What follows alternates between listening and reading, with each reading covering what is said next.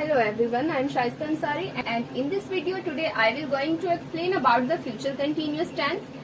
तो आज की इस वीडियो में हम पढ़ने वाले हैं about the future continuous tense. अब ये फ्यूचर कंटिन्यूअस टेंस होती क्या है? फ्यूचर का मतलब होता है आने वाला टाइम, मीन्स जो भी टाइम आने वाला है उसको फ्यूचर बोला जाता है। एंड उसके बाद यहाँ यूज हुआ है कंटिन्यूअस वर्ड। तो कंटिन्यूअस वर्ड का मीनिंग क्या होता है?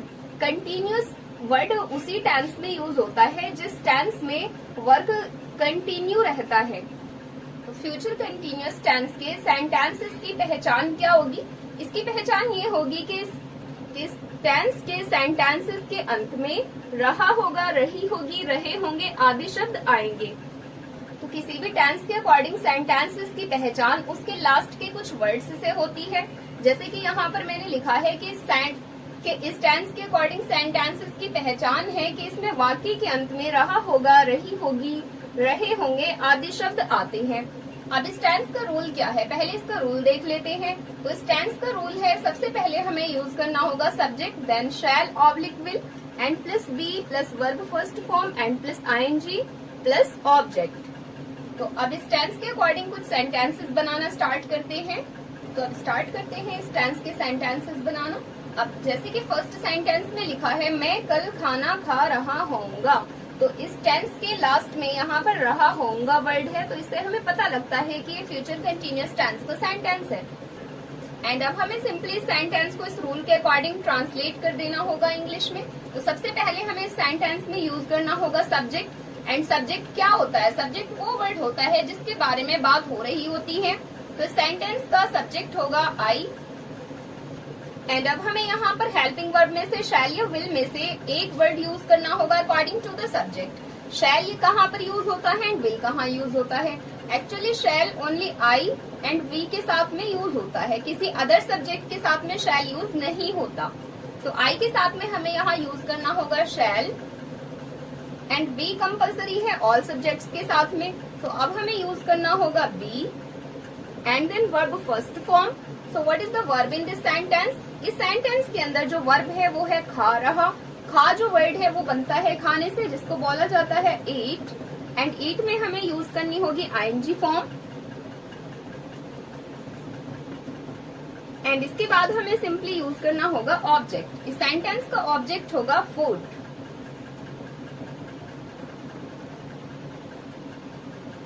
And in the next sentence it is Radha कल सुबह बाजार जा रही होगी। तो यहाँ पर भी सबसे पहले सेंटेंस में भी हम सब्जेक्ट लिखेंगे एंड इस सेंटेंस का सब्जेक्ट है राधा। एंड इसके बाद हमें शैल या विल में से एक वर्ड यूज करना है हेल्पिंग वर्ब में से according to the subject. And यहाँ पर हमारा सब्जेक्ट है सिंगुलर एंड सिंगुलर सब्जेक्ट के साथ में हमें यहाँ यूज करना होगा विल। एंड उसके बाद हमें बी यूज करना है बिकॉज बी कंपल्सरी है। एंड देन वर्ब की फर्स्ट फॉर्म यूज करेंगे। तो इस सेंटेंस में वर्ब होगा जाना। जा जो वर्ड है वो जाने से बनता है, जिसको इंग्लिश में बोला जाता है go. And now we have to add here this ING form with the first form of verb and then we have to use here the object. And इस सेंटेंस का जो ऑब्जेक्ट है वो है बाजार। बट इस सेंटेंस के अंदर ऑब्जेक्ट के बाद कुछ अदर वर्ड्स भी यूज हुए हैं। अगर सेंटेंस ज्यादा लॉन्ग होता है तो ऑब्जेक्ट के बाद जितने भी वर्ड्स बाकी बच जाते हैं वो अदर वर्ड्स में आ जाते हैं। तो इसके रूल में हम यहाँ पर अदर वर्ड्स भी लिख सकते हैं बिकॉज ऑब्जेक्ट के बाद जितने भी वर्ड्स बाकी बचेंगे वो ऑल अदर वर्ड्स में आ जाएंगे। तो यहाँ पर कुछ अदर वर्ड्स हैं, जैसे कि यहाँ लिखा है कल सुबह। ये दोनों वर्ड्स अदर वर्ड्स में आएंगे। तो कल सुबह को मतलब आने वाले कल की यहाँ बात हो रही है, तो कल सुबह को इंग्लिश में बोलेंगे टुमारो मॉर्निंग।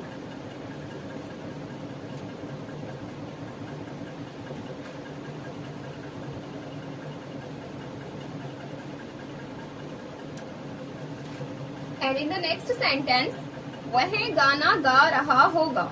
यहाँ पर इस सेंटेंस का सब्जेक्ट होगा वह एंड इसमें यहाँ पर मेल की बात हो रही है, तो वह के लिए हमें यहाँ ही यूज करना है। एंड देन शैल या विल में से एक वर्ड यूज करना है अकॉर्डिंग टू द सब्जेक्ट। तो ही के साथ में यहाँ यूज करेंगे विल एंड उसके बाद हमें यहाँ बी यूज करना है। एंड अब यहाँ से वर्ब की फर्स्ट फॉर्म है तो वर्ब की फर्स्ट फॉर्म यूज करेंगे।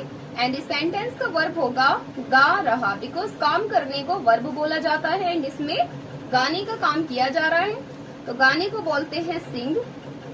एंड सिंग वर्ड में आईएनजी फॉर्म ऐड करनी है, बिकॉज वर्ब की फर्स्ट फॉर्म में यहाँ आईएनजी फॉर्म ऐड करने के लिए बोला गया है रोल के अंदर। एंड उसके बाद सिंपली हमें यहाँ ऑब्जेक्ट यूज कर लेना है, तो सेंटेंस का ऑब्जेक्ट होगा गाना, जिसको इंग्लिश में बोलते हैं आ song. And in the next sentence में है यहाँ तुम अगले महीने दिल्ली जा रहे होंगे। तो सबसे पहले यहाँ पर भी हमें सेंटेंस का सब्जेक्ट यूज करना है, तो तुमको इंग्लिश में बोला जाएगा यू। एंड उसके बाद यहाँ हेल्पिंग वर्ड्स में से एक वर्ड यूज करेंगे according to the subject. You के साथ में यूज होगा विल। एंड बी यहाँ पर कंपल्सरी है, विल के बाद यहाँ बी यूज करेंगे। उसके बाद वर्ब की फर्स्ट फॉर्म यूज करनी है। सो इस सेंटेंस का वर्ब है जा, जाने को बोलते हैं गो। एंड गो के साथ यहाँ वर्ब की फर्स्ट फॉर्म में आईएनजी फॉर्म ऐड करनी है। एंड उसके बाद है सेंटेंस का ऑब्जेक्ट, तो इस सेंटेंस का ऑब्जेक्ट होगा दिल्ली। एंड इसके बाद इस सेंटेंस में भी कुछ अदर वर्ड्स दे रखे हैं हमें आफ्टर ऑब्जेक्ट। एंड इस सेंटेंस के अदर वर्ड्स हैं अगले महीने। अगले महीने मतलब आने वाले टाइम की बात हो रही है यहाँ पर, तो अगले महीने को बोलते हैं next month, in the next month. And in the next sentence, यहाँ पर नेक्स्ट सेंटेंस में है वह इस समय किताब पढ़ रही होगी। तो सेंटेंस का सब्जेक्ट होगा वह, एंड इसमें फीमेल की बात की जा रही है, तो इसलिए यहाँ पर हमें वह के लिए शी वर्ड यूज करना है। एंड इसके बाद हमें शैल या विल में से एक वर्ड यूज करना होगा अकॉर्डिंग टू द सब्जेक्ट। तो यहाँ पर यूज करेंगे हम विल, बिकॉज शी एक सिंगुलर सब्जेक्ट है। एंड इसके बाद हमें यहाँ पर यूज करना होगा बी, बिकॉज यहाँ पर रोल में बोला गया है बी। एंड उसके बाद वर्ब की फर्स्ट फॉर्म में आईएनजी ऐड करनी है। सो वर्ब होगा यहाँ पर पढ़ रही, पढ़ना। वर्ब होगा यहाँ पर ये पढ़, बिकॉज इसमें पढ़ने का काम किया जा रहा है। एंड पढ़ने को इंग्लिश में बोलते हैं read. Now we have to add here this ING form with the first form of verb, and after it we have to use here object. So in this sentence the object is book. Book को हम the book भी लिख सकते हैं। And उसके बाद यहाँ पर हमें अदर वर्ड्स यूज कर लेने हैं। तो इस सेंटेंस में कुछ अदर वर्ड्स यूज हुए हैं, जो है इस समय। तो इस समय के लिए लिखेंगे एट दिस टाइम।